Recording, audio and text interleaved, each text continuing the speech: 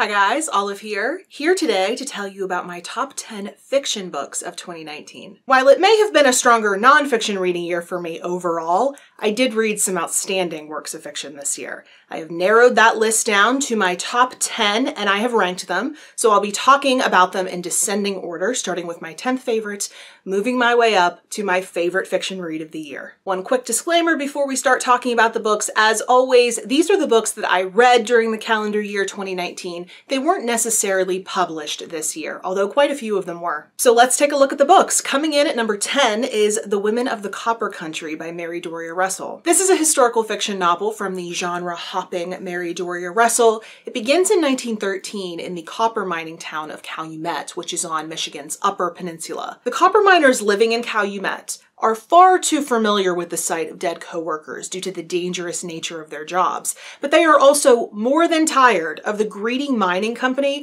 demanding riskier and riskier maneuvers from them in order to cut costs. Though at this time other industries were beginning to unionize, everyone thought it impossible to organize the workers of the copper country because they were immigrants from all different parts of the world. Those language barriers prevented them from organizing. But one Slovakian woman, who they called Big Annie, helped organize the people of Calumet. She built bridges across those language barriers and helped to organize a much-needed strike. This book is based on real events that Doria Russell lovingly researched and delicately handled in this book. She did build out certain events and rearrange others for dramatic effects, but everything is really respectfully done while being very powerful. It's been months since I finished this book, and I am still so impressed by the way she handled it.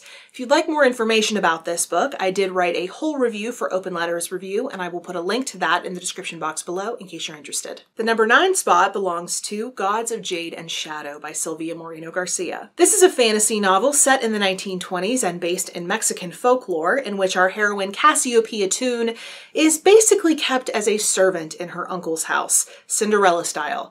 That is, until she unknowingly releases the rightful god of the underworld from his prison. His crown was stolen away by his scheming brother, and now that he's free, he wants it back. He's only kept alive through his connection to Cassiopeia's life force. So unfortunately for her, but fortunately for us, she must come along on this ride to redemption. The whole time she does so, however, her underworldly companion is getting more and more human because he's slowly sucking the life right out of her. Not until he gets his crown back will that stop. This book is such a romp. It's essentially a vibrant, mythology-laced road trip with a complicated slow burn romance, all written in Technicolor. I gave this one its own video review, so if you're interested in hearing more about this book, I will link that video for you down below. Next, at number 8 is Daisy Jones and the Six by Taylor Jenkins Reid. As much as The Seven Husbands of Evelyn Hugo was nearly universally beloved across BookTube, this one has been much more divisive.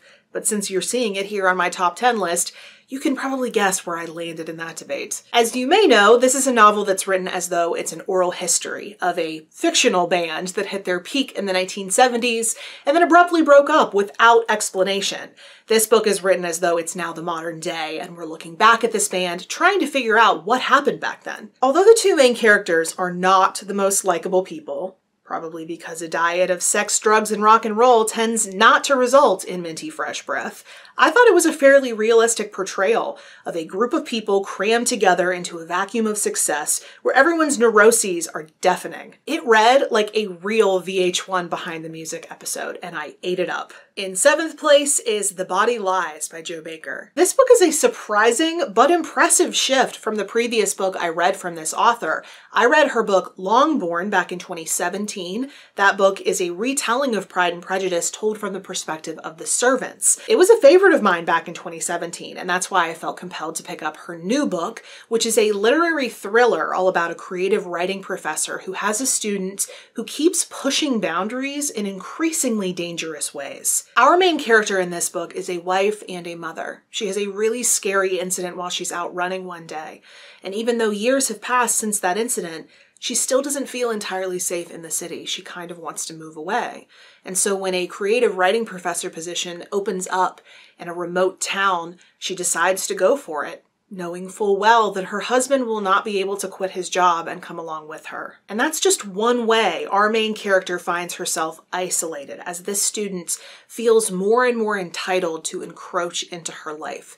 I have never read a book before that has made you feel so helpless on behalf of the main character. You see the crappy positions she's put into time and time again, and yet everyone around her seems surprised when danger is on her doorstep and there's very little she can do about it. This book is thought-provoking, infuriating, but skillfully written. Jo Baker has some serious talent. This is the second time she's appearing on a favorites list of mine for an entirely different type of book. I will be reading more from her, that is for sure. Another repeat author to become a favorite takes spot number 6 on this list. That is Diane Setterfield's Once Upon a River. The 13th Tale made my favorites list last year, so I knew I had to read her new release, which is set during the Victorian era. Late at night, a man holding a little girl in his arms bursts into a tavern that is known around the area for the storytelling that goes on inside of it. Neither one of them are in good shape. The man collapses and the little girl appears dead. That is until she mysteriously comes back to life. No one knows who they are, what happened to them, or how this child sprang back to life, although there are some competing theories. Meanwhile, we're introduced to a large cast of characters who are all connected to this incident in some way, and we see them coping with all of their long-standing problems. This book is magical, and it mimics the River Thames in its rhythm and its variable pacing. I thought it made for the ultimate winter read. I actually gave this one its own full video review here on this channel. I will link that for you down below if you'd like to learn more about this book. One that I'm not surprised in the slightest made this list is sitting at number 5. That book is Fingersmith by Sarah Waters. I just love Sarah Waters, and I specifically saved this book for last because it seems to be the most praised of all of her novels, and it did not disappoint. On the surface, this book is a reimagining of The Woman in White by Wilkie Collins. A girl raised in a house full of thieves strikes a bargain with another thief to pose as a lady's maid for a wealthy woman in order to help this other thief secure the wealthy woman's hand in marriage, after which they plan to rob her blind. But if there's anything that Sarah Waters is better at than atmospheric writing, it is playing with readers' expectations. This book had more twists and turns than any thriller I have ever read. This was just as good as I expected. I couldn't stop reading this once I got going. And now that I've read all of her novels, I can safely say that this is my second favorite of hers. It's not often that an author will appear twice on the exact same favorites list of mine. I tend to read from all different authors. I don't specialize all that much. But if any author can pull that off, it is certainly the genre-shifting Mary Doria Russell, because her literary science fiction novel, The Sparrow, was an early favorite of mine this year. This book tells the story of a group of individuals, including some Jesuits, who travel to a distant planet after alien radio signals have been picked up after years of searching. Everyone in the crew has been trained for this, and they are now ready to meet these aliens on their home planet. I wouldn't really call this a space travel novel, though. It's much more about what happens when the crew gets there and makes contact. We get glimpses of the aftermath of everything that occurred there because we're following one crew member who is back on Earth years after the fact. This book is deeply brainy. It will make you ask some serious questions about contact versus contamination, about the expanse, but also the vulnerabilities provided by faith, and it will also give you a top-down view of human limitations. It is brilliant, but it is brutal. Getting toward the top of the list here, coming in at number 3 is City of Girls by Elizabeth Gilbert. This was a recent read of mine that I absolutely inhaled. It is one of those books a la The Seven Husbands of Evelyn Hugo or The 13th Tale by Diane Setterfield, where an older woman is telling her life story to a younger woman. But an added twist in the case of this book is that we don't start off this book knowing who the older woman is actually talking to. The story Vivian tells begins in 1940s New York City, where she, a 19-year-old, freshly booted out of Vassar, starts living with her aunt, who happens to own a shabby midtown theater. She starts to get close with some of the showgirls who work there, which seems inevitable since she's a talented seamstress and can make them some fabulous costumes. Running around with these girls, she has more than her share of youthful dalliances and a few gargantuan mistakes. But she also develops really meaningful connections with a few people in this novel, one of whom she shares this bond with that can't even really be defined in a lover's or even friend's kind of way. This book pushed all the right buttons to become a new favorite of mine.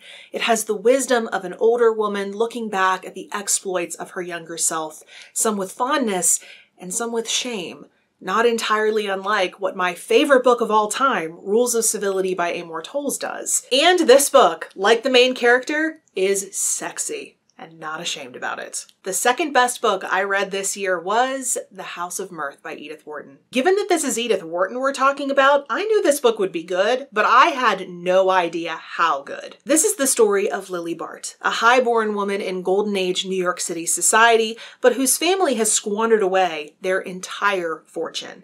Lily happens to be drop-dead gorgeous, and so she aims to use this to marry as well as she possibly can to put herself back to where she believes she belongs. But with her laser focus on that goal, she keeps accidentally making error after error, and she willingly turns away a happier situation in the hopes that she could do better. She is such an incredibly frustrating character, but one whose psychology is so interesting, but also heartbreaking to dive into. As such, I felt inspired to do an in-depth look into her character and to try to figure out why she acts in what appears to be a really self-sabotaging way. I made a whole video about that. I will link that for you down below in case you're interested. And finally, this year, nothing could unseat Mansfield Park by Jane Austen as my top book of the year. This is not Jane Austen's most well-loved classic. In fact, I would argue it's probably one of her most skipped or dismissed novels. So I had middling expectations when I picked up this book as the final work I had left to read in Jane Austen's catalog. And boy, oh boy, was I surprised. On the surface, I can see why the quiet, understated Fanny Price fails to appeal to a lot of people. She is sent by her impoverished family to go live with her wealthy aunt and uncle in the hopes of easing that family's burden and giving her a better shot in the world. But really, we can see in the novel that she's seen as much lesser than the natural children of the house, and she's essentially treated like a verbal punching bag by the extended family. When you really start to consider her as a person, Fanny Price shines. She may be reserved, but she is strong in her convictions. Although we as readers may not agree with every choice that she wants for her life, she knows what she wants out of her life, and she won't let anyone, not the people she cares for most, not even people who scare her, to talk her out of it. So if you allow yourself a deeper consideration of her, you'll see that mousy little Fanny has a greater resolve than Anne Elliot. In our modern reading environment, where strong, badass female characters are shown cracking a villain in the jaw as a show of their strength, I think we forget that there's more than one way to be a strong woman. The quiet power of Fanny Price and of this book in general proved entirely irresistible to me this year. Nothing captured my heart more than this book. If you'd like to hear more about my deep love for Mansfield Park, earlier this year, I made an entire video examining Fanny Price as a character and coming to her defense. I will link that for you down below in case you're interested. So those were my top 10 favorite fiction works of 2019. I may not have read a ton of fiction this year, but I think this list proves that quality reigned over quantity. And I'll take that. If you have any comments or questions about anything you've seen in this video or about anything in general, you can put that in the comment section below. But if you'd prefer to find me somewhere other than YouTube, I am on a variety of different places on social media, and the links to all of those profiles are in the description box below. Thank you so much for watching. I hope you're having a wonderful day, and I will see you in the next video. Bye.